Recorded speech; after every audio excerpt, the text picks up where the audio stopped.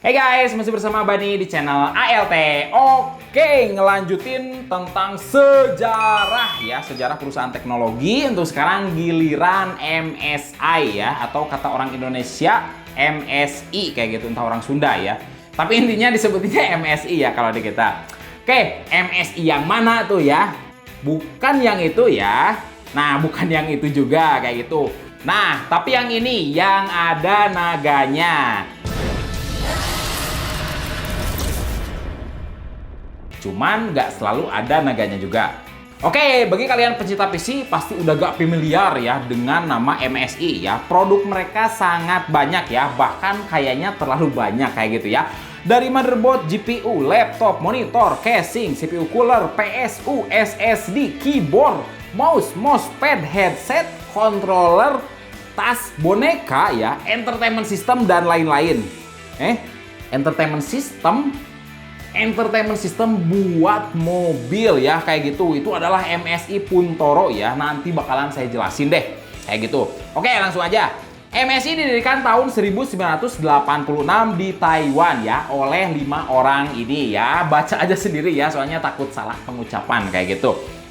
Oke, kelima orang itu awalnya bekerja di Sony ya.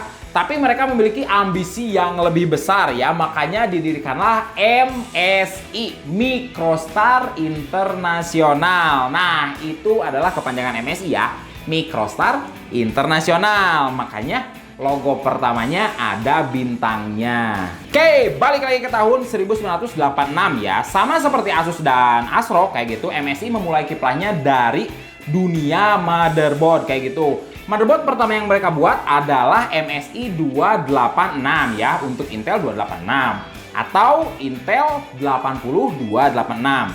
MSI mengklaim bahwa motherboard MSI mereka ya yang 286 adalah motherboard overclock pertama atau motherboard 286 pertama yang bisa di overclock. Cuman nyari gambarnya aja cukup sulit ya, apalagi untuk speknya. Tapi yang saya temukan bahwa CPU pertama yang bisa di overclock adalah dari AMD, yaitu AMD Intel 8088. Ya, benar sekali ya. AMD menjual versi overclock dari Intel. Cukup menarik ya. Untuk poolnya nantilah bakalan dijelasin di sejarah AMD. Untuk sekarang fokus dulu di Intel. Oke, lanjut ke tahun 1997 ya. MSI merubah warna logonya dari hitam menjadi biru ya. Dan di tahun yang sama MSI membuat GPU pertama mereka ya, yaitu MSI MS4413. GPU-nya sendiri bukan Nvidia ya, dan bukan S3 ya. Untuk S3 dia GPU pertama dari Asus kayak gitu. GPU-nya sendiri ya disuplai dari Array Technology Inc. atau ATI ya, yang sekarang menjadi Radeon. Walaupun untuk ATI dulu ya bukan AMD kayak gitu. Untuk detailnya nantilah dijelasin ya, biar nggak terlalu banyak bocoran. Oke, lanjut balik lagi ke yang MSI MS4413 tadi ya. Nama asli GPU-nya adalah ATI 3D Rage Pro AGP ya. Prosesor size-nya sendiri 350 nanometer ya, yang dibuat oleh TSMC dengan memori 2 MB ya, atau 2 MB kayak gitu.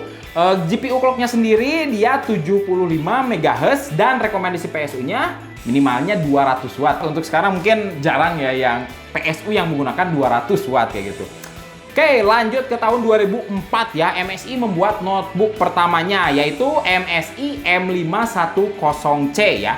CPU-nya sendiri dia pakai Intel Pentium M dengan RAM DDR1 ya, maksimalnya 2 GB. GPU-nya sendiri menggunakan ATI Mobility Radeon ya, 9600 atau 9700 ya, tergantung versi yang kalian pilih. Dengan RAM atau VRAM-nya 64 MB. Nah, untuk di tahun 2004 ya, MSI merubah lagi logonya ya. Untuk logonya sendiri, MSI yang bintang ya diperkecil dan ditambah tulisan MSI besar dan singkatannya kayak gitu ya, Microstar International. Emang kayak sering banget rubah logo kayak gitu ya. Oke, lalu di tahun 2008 ya, MSI membuat cabang ya, yaitu MSI Puntoro ya. MSI Puntoro fokus di elektronik kendaraan ya, seperti entertainment system atau infotainment system.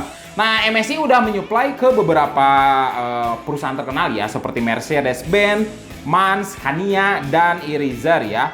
Jujur untuk saya sendiri ya, baru tahu sekarang ya kalau ada MSI Puntoro itu ya. Soalnya emang bener-bener jarang banget ya kedengar di dunia komputer ya. Mungkin itu lebih ke dunia otomotif kayak gitu ya. Nah, di tahun 2008 juga ya, MSI merubah lagi logonya ya.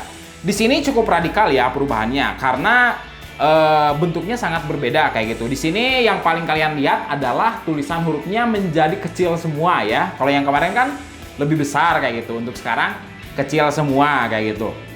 Entah kenapa MSI membuat itu ya, tapi intinya emang di tahun itu MSI berubah. Tapi untuk sekarang masih belum ada naganya ya, hanya tulisan MSI-nya aja.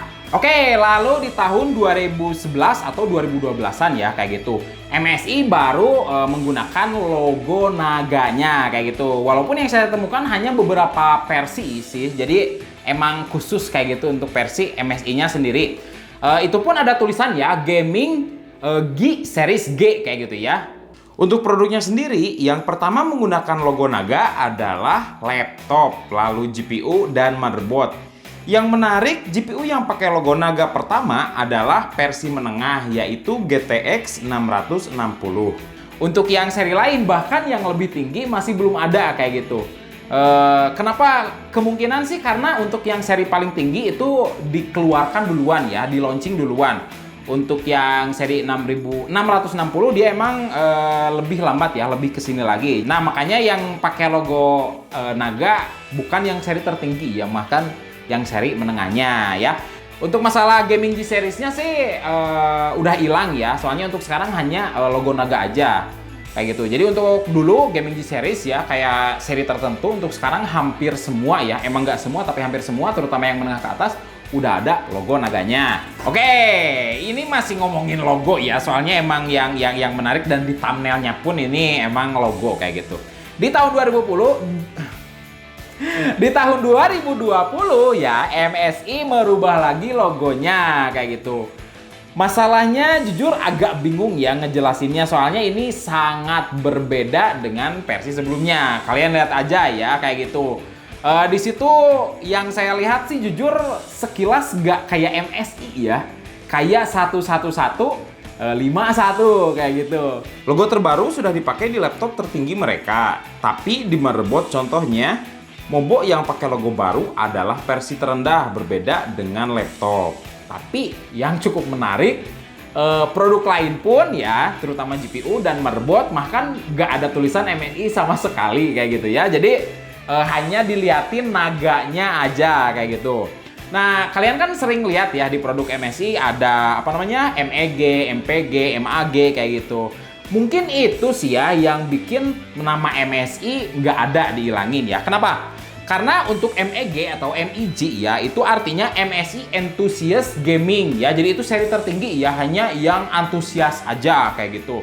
Dan untuk MPG ya, itu MSI Performance Gaming ya. Walaupun tulisannya performance, tapi dia masih tetap di bawah yang antusias.